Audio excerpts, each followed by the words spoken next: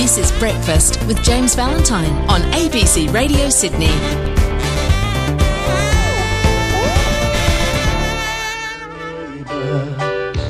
Everybody needs good neighbours. Congratulations.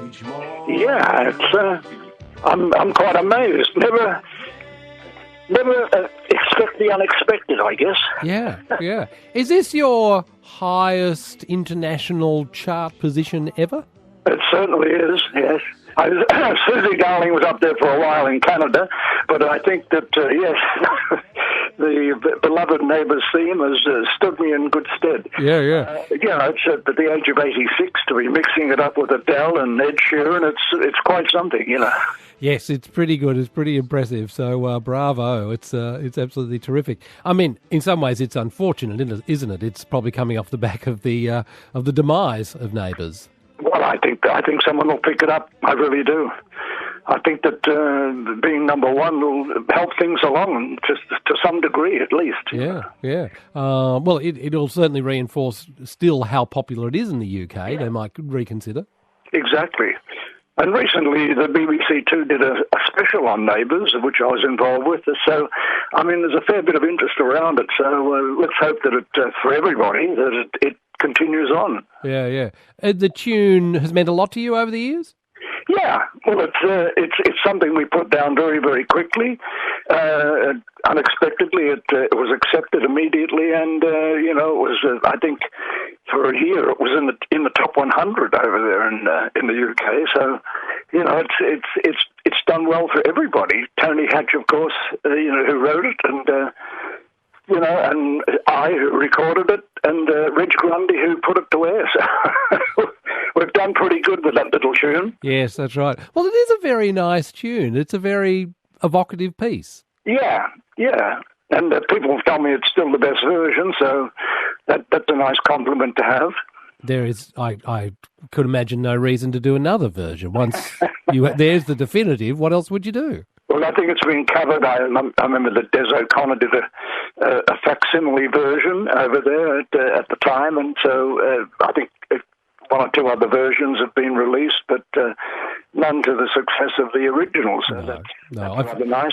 I've seen a video of Andre Rieu doing it on his Australian tours. Did he never invited you down to sing with the orchestra? No, he hasn't. I didn't know that. That's interesting to have. Yeah.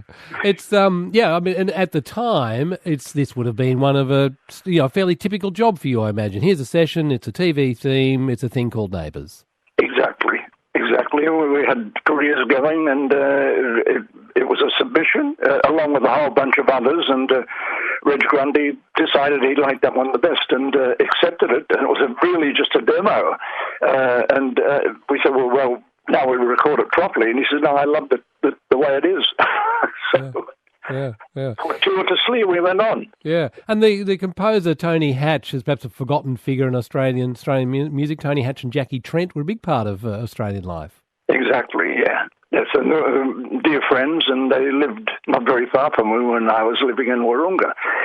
So we kept up, and we still do keep in touch by email and so forth. With Tony, sadly, Jackie's no longer with us.